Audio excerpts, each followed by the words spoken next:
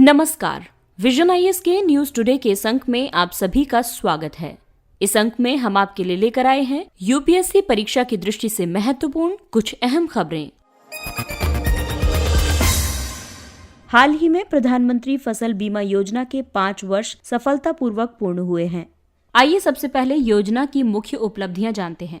पूर्ववर्ती कृषि बीमा योजनाओं के अंतर्गत औसत बीमा राशि प्रति हेक्टेयर 15,100 रुपए थी, जिसे प्रधानमंत्री फसल बीमा योजना के अंतर्गत बढ़ाकर 40,700 रुपए कर दिया गया है। इस योजना में प्रतिवर्ष किसानों द्वारा लगभग 5.5 करोड़ आवेदन दर्ज करवाए जाते हैं। अब तक योजना के तहत 90,000 करोड़ रुपए के दावों का भुगतान किया जा चुका है। कोविड लॉकडाउन अवधि के दौरान भी लगभग 70 लाख किसान इस योजना से लाभान्वित हुए थे। प्रधानमंत्री फसल बीमा योजना बुआई से पहले फसल कटाई के बाद तक के गैर निवार प्राकृतिक जोखिमों के विरुद्ध कम प्रीमियम दर पर व्यापक फसल बीमा प्रदान करती है। खरीफ फसलों के लिए 2% प्रीमियम दर है, रबी फसलों के लिए 1.5% प्रीमियम दर है और बागवानी तथा वाणिज्यिक फसलों के लिए प्रीमियम दर 5% है। इसके अंतर्गत अपेक्षित लाभार्थी बटाईदार और काश्तकार किसानों सहित वे सभी कृषक जो अधिसूचित क्षेत्र में अधिसूचित फसलों का उत्पादन करते हैं, जबकि बीमा की इकाई राज्य सरकार द्वारा तय की जाती है। इस वर्ष की शुरुआत में योजना के कार्यान्वयन में मौजूदा चुनौतियों का समाधान करने के लिए प्रधानमंत्री फसल बीमा योजना को संशोधित किया गया था। संशोधनों में सभी कृषकों के लिए योजना को स्वैच्छिक बनाना शामिल है, जबकि पूर्व में कर्जदार कृषकों के लिए बीमा अनिवार्य था। सिंचित क्षेत्रों में प्रीमियम सब्सिडी का केंद्रीय हिस्सा 50% से घटाकर 25% और असिंचित क्षेत्रों के लिए 30% किया गया है। 50% या अधिक सिंचित क्षेत्र वाले जिले को सिंचित क्षेत्र माना जाएगा। आइए अब प्रधानमंत्री फसल बीमा योजना के कार्यान्वयन के समक्ष चुनौतियां जानते हैं।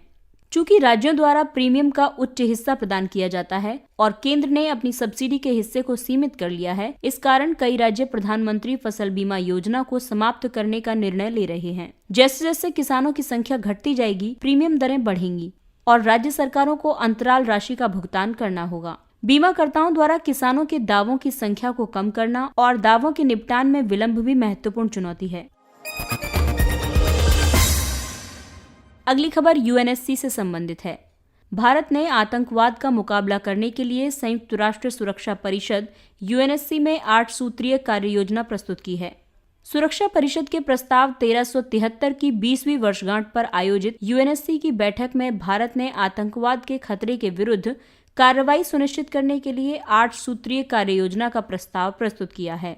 संयुक्त राज्य अमेरिका पर 9/11 आतंकी हमलों के बाद अपनाए गए प्रस्ताव 1373 में आतंकवाद से संघर्ष के लिए सामान्य और सारभूत नियमों की एक श्रृंखला निर्धारित की गई है। आइए अब 8 सूत्रीय कार्य योजना में शामिल बिंदुओं को जानते हैं। इसमें सभी सदस्य राज्यों को अंतर्राष्ट्रीय आतंकवाद रोधी साधनों और अभिसमयों में प्रतिष्ठापित अपने दायित्वों का निर्वहन करना चाहिए। इस संघर्ष में दोहरे मानदंडों का समर्थन नहीं होना चाहिए, क्योंकि अच्छे या बुरे आतंकवादी जैसी कोई अवधारणा अस्तित्व में नहीं है।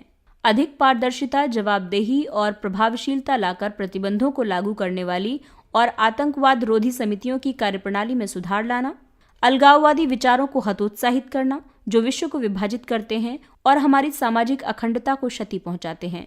संयुक्त राष्ट्र प्रतिबंध व्यवस्था के अंतर्गत व्यक्तियों और संस्थाओं को उद्देश्यपरक तरीके से सूचीबद्ध और गैर सूचीबद्ध करना, आतंकवाद और अंतर्राष्ट्रीय संगठित अपराध के बीच संबंधों की पूर्ण रूप से पहचान करना और संबोधित करना, वित्तीय कार्यवाही कार्यबल को धन शोधन रोधी और आतंकवाद रोधी प्रक्रियाओं एवं साधनों में व्याप्त कमजोरियों की पहचान करनी चाहिए और उनके निवारण के उपाय करने चाहिए। संयुक्त राष्ट्र के नियमित बजट से संयुक्त राष्ट्र आतंकवाद रोधी निकायों के लिए पर्याप्त वित्त की व्यवस्था करना चाहिए। अगली खबर 3D प्रिंटिंग से संबंधित है। अमेरिकियों और भारतीयों के बीच 3D मुद्रण के बारे में जानकारी के संदर्भ में विभेद है। एक अध्ययन के अनुसार सर्वेक्षण में 77% अमेरिकी अधिकारियों की तुलना में केवल 30% भारतीय अधिकारियों को 3D मुद्रण के बारे में जानकारी थी। 3D मुद्रण या योज्य विनिर्माण में वस्तुओं के आद्य रूप और क्रियाशील प्रतिरूपों के सृजन के लिए कंप्यूटर सहायक डिजाइनिंग का प्रयोग किया जाता है। इस प्रक्रिया में प्लास्टिक, रेजिन, थर्मोप्लास्टिक, धातु, फाइबर और मृत्तिका जैसे पदार्थों की क्रमिक परतों का निर्माण किया जाता है। सॉफ्टवेयर की सहायता से मुद्रित किए जाने वाला प्रतिरूप सबसे पहले कंप्यूटर द्वारा विकसित किया जाता है। इसके बाद ये 3D प्रिंटर को निर्देश देता है। 3D मुद्रण सब्ट्रैक्टिव यानी पारंपरिक विनिर्माण से विपरीत है। जिसमें एक मिलिंग मशीन से धातु या प्लास्टिक के टुकड़े को काटा या खोखला किया जाता है। विनिर्माण में 3D मुद्रण के कई लाभ हैं, जैसे ऊर्जा का कम उपयोग और स्थिरता में सुधार होता है। ये उत्पादों को अधिक अनुकूलन प्रदान करती है। इन्वेंट्री को संग्रह करने के लिए कम स्थान की आवश्यकता होती है। पारंपरिक तरीकों की तुलना में कम अपशिष्ट उत्पन्न करती है। ऐसे उत्पादों के लिए अनुप्रयोग क्षेत्र हैं चिकित्सा और संबद्ध क्षेत्र, ऑटो और सहायक ऑटो व मोटर स्पेयर पार्ट्स व्यवसाय, उपभोक्ता इलेक्ट्रॉनिक्स, प्रिंटेड सर्किट बोर्ड आदि। इलेक्ट्रॉनिकी और सूचना प्रौद्योगिकी मंत्रालय भी योज्य यानी एडिटिव विनिर्माण क्षेत्र के भीतर सभी उपक्षेत्रों को बढ़ावा देने के लिए एक रणनीति बना रहा है। अगली खबर श्रम मंत्रालय से संबंधित है। 4 श्रम संहिताएं निर्धारित समय से पहले लागू की जा सकती हैं। केंद्र सरकार ने संकेत दिए हैं कि वे 4 श्रम संहिताओं को शीघ्र कार्यान्वित करने का प्रयास कर रही हैं और इसके लिए नियम जनवरी के अंत तक निर्धारित कर लिए जाएंगे। इन संहिताओं पर नियमों के निर्धारण के लिए केंद्र एक त्रिपक्षीय परामर्श का आयोजन कर रहा है। इसमें अधिकारी, नियोक्ता और कर्मचारियों के प्रतिनिधियों को शामिल किया जाएगा। 4 श्रम संहिताओं को नौकरशाही से संबद्ध बाधाओं को कम करने, व्यवसाय करने की सुगमता में सुधार करने, श्रम कानूनों को सरल बनाने, श्रम बाजार घटकों की परिभाषा को सुव्यवस्थित करने और सामाजिक सुरक्षा कवरेज का विस्तार करने के उद्देश्य से एक व्यापक सुधार के रूप में संदर्भित किया जा रहा है। आइए अब एक एक कर इन श्रम संहिताओं के बारे में जानते हैं और साथ ही ये भी जानते हैं कि इनमें कौन कौन से अधिनियम शामिल किए गए हैं और नई श्रम संहिताओं की विशेषताएं क्या क्या हैं। सामाजिक सुरक्षा एवं कल्याण पर श्रम संहिता, इसमें कर्मचारी प्रतिकर अधिनियम 1923, मातृत्व लाभ अधिनियम 1961 या प्रसूति प्रसुविधा अधिनियम 1961 आदि जैसे 9 श्रम अधिनियमों को शामिल किया गया है। जबकि नई श्रम संहिता में असंगठित क्षेत्र के कामगारों, गिग यानी अनुबंध आधारित कामगारों और प्लेटफॉर्म कामगारों के लिए सामाजिक सुरक्षा कोष की स्थापना की जाएगी। उपरोक्त कामगारों के लिए ही राष्ट्रीय सामाजिक सुरक्षा बोर्ड का गठन किया जाएगा। असंगठित क्षेत्र के लिए श्रमिकों के लिए राष्ट्रीय डेटाबेस का निर्माण किया जाएगा। वहीं उपजीविका जन्य सुरक्षा, स्वास्थ्य और कार्यदशा संहिता में कारखाना अधिनियम 1948, बागान श्रम अधिनियम 1951, खान अधिनियम 1952 आदि जैसे 13 श्रम कानूनों को समाविष्ट किया गया है। संहिता केंद्र और राज्य सरकारों को संहिता के अंतर्गत निर्मित किए जाने वाले मानकों, नियमों और विनियमों के संबंध में परामर्श प्रदान करने के लिए राष्ट्रीय और राज्य स्तर पर व्यावसायिक सुरक्षा बोर्ड स्थापित करने का उपबंध करती है। इसमें नए नियमों के तहत महिलाएं सभी प्रकार के कार्यों के लिए सभी प्रतिष्ठानों में नियोजित होने की हकदार होंगी और नियोक्ता द्वारा उन कर्मचारियों के लिए वर्ष में एक बार निःशुल्क स्वास्थ्य जांच आयोजित की जाएगी जो एक निश्चित आयु से अधिक आयु के हैं।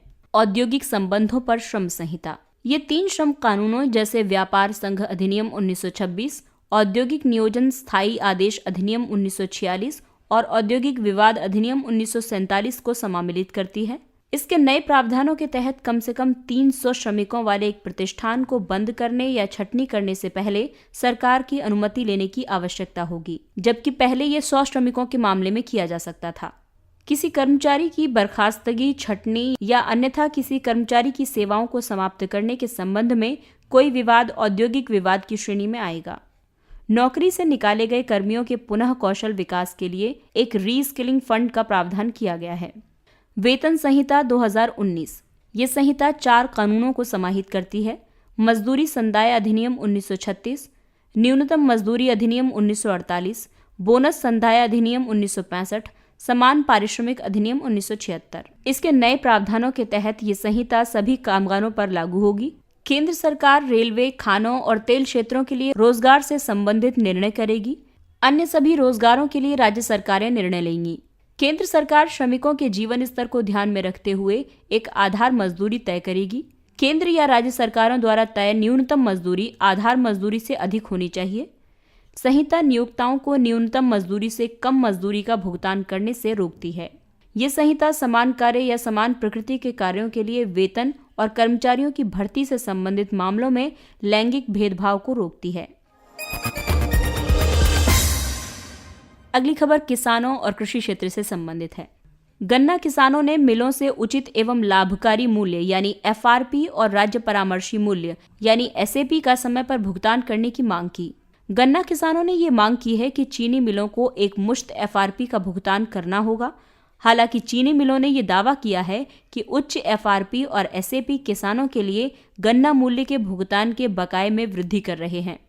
ये दावा किया जा रहा है कि वर्तमान में गन्ने का दोहरा मूल्य निर्धारण गन्ना और शुगर अर्थव्यवस्था को विकृत कर रहा है और गन्ना मूल्य की बकाया राशि में वृद्धि कर रहा है। चीनी मिलों को बाजार मूल्य से निरपेक्ष गन्ना किसानों को एफआरपी या एसएपी का भुगतान करना आवश्यक होता है। मिल मालिकों का ये तर्क है कि वे एक कठिन वित्तीय स्थिति का सामना कर रहे हैं क्योंकि मिल द्वारा उत्पन्न राजस्व और चीनी के उत्पादन में प्रयुक्त लागत के बीच कोई संबंध नहीं है। आइए अब आपको गन्ने के मूल्य निर्धारण की नीति बताते हैं। गन्ने के मूल्य निर्धारण को आवश्यक वस्तु अधिनियम 1955 के तहत गन्ना नियंत्रण आदेश 1966 के प्रावधानों के अंतर्गत शासित किया जाता है। गन्ने के लिए मुख्य रूप से दो तरह के मूल्य होते हैं। एक होता है उचित एवं लाभकारी मूल्य यानी fair and remunerative price FRP. इसे केंद्र सरकार द्वारा कृषि लागत एवं मूल्य आयोग की अनुशंसाओं के आधार पर राज्य सरकारों और चीनी उद्योग के संघों से परामर्श के बाद घोषित किया जाता है। और दूसरा होता है राज्य परामर्शी मूल्य यानी स्टेट एडवाइज्ड प्राइस एसएपी। इसे कुछ राज्यों द्वारा घोषित किया जाता है जो सामान्य तौर पर एफआरपी से ज्यादा होता है। गन्ना उद्योग महत्वपूर्ण कृषि आधारित उद्योग है। ये ग्रामीण आजीविका और चीनी मिलों में कार्यरत श्रमिकों को प्रत्यक्ष रूप से प्रभावित करता है। आइए अब नजर डालते हैं कुछ संक्षिप्त किंतु महत्वपूर्ण पहलुओं पर। कर अपवंचन की शिकायत दर्ज करने के लिए ई पोर्टल।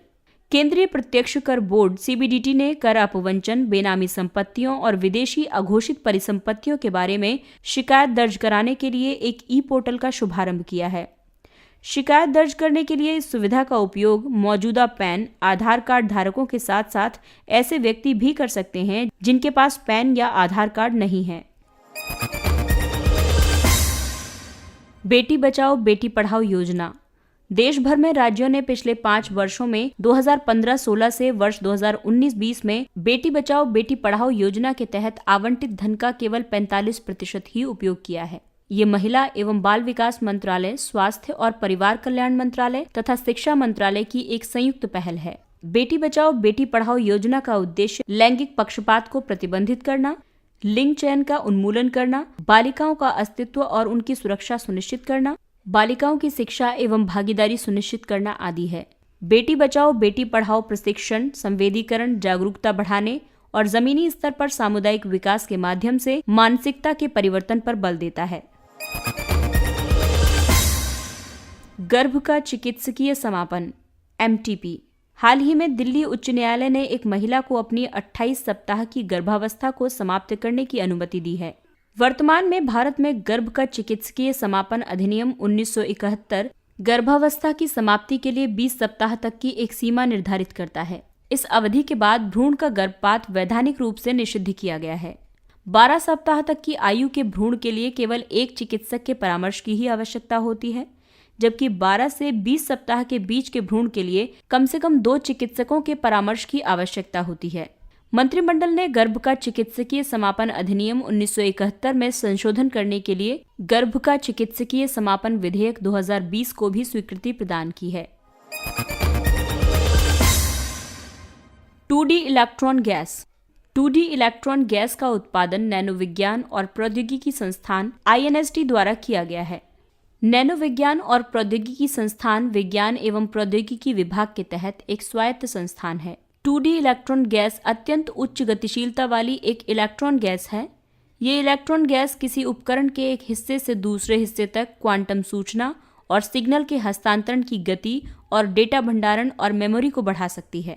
2D इलेक्ट्रॉन गैस में इलेक्ट्रॉनों की मजबूत प्रचक्रण कक्षीय संयुग्मन और सापेक्षिकीय प्रकृति के परिणाम स्वरूप रश्बा क्षेत्र निर्मित होता है। रश्बा प्रभाव के अंतर्गत इलेक्ट्रॉनिक प्रणाली में स्पिन बैंड का विखंडन होता है। ये स्पिनट्रॉनिक उपकरणों में एक महत्वपूर्ण भूमिका निभा सकता है। खादी प्राकृतिक पेंट। इसे खादी और ग्रामोद्योग आयोग द्वारा विकसित किया गया है। ये कवकरोधी और जीवाणुरोधी गुणों से युक्त एक पर्यावरण अनुकूल एवं गैर विषाक्त पेंट है। इसके मुख्य घटक के रूप में गाय के गोबर का उपयोग किया गया है। ये पेंट लागत प्रभावी और गंधहीन है। साथ ही इसे भारतीय मानक ब्यूरो द्वारा प्रमाणित किया गया है। इस पेंट में शीशा, पारा, क्रोमियम, आर्सेनिक, कैडमियम जैसी अन्य कोई भी भारी धातु नहीं है। ये स्थानीय स्तर पर विनिर्माण को बढ़ावा देने के साथ साथ प्रौद्योगिकी हस्तांतरण के माध्यम से स्थायी स्थानीय रोजगार सृजित करने में सहायता प्रदान करेगा। कलारीपयट्टू। कलारीपयट्टू एक मार्शल आर्ट है। इसकी उत्पत्ति 3री शताब्दी ईसा पूर्व से 2री शताब्दी ईसा पूर्व के दौरान केरल में एक शैली के रूप में हुई थी। भारत में अन्य युद्ध कलाएं हैं। तमिलनाडु में सिलंबम और कुटु वरिसई, मणिपुर का थांगटा यानी हियन लैंगलोन और सरित्सरक, हिमाचल प्रदेश में थोडा, पंजाब में गतका, पश्चिम बंगाल में लाठी खेला, महाराष्ट्र में मर्दानी खेल और मलखंब, जम्मू और कश्मीर में स्कोवबे। इसके साथ ही ये अंक समाप्त होता है। अगले अंक में फिर मुलाकात होगी कुछ अन्य महत्वपूर्ण खबरों के साथ। तब तक के लिए अपना ख्याल रखिए, सुरक्षित दूरी बनाए रखिए, मास्क पहनिए। नमस्कार।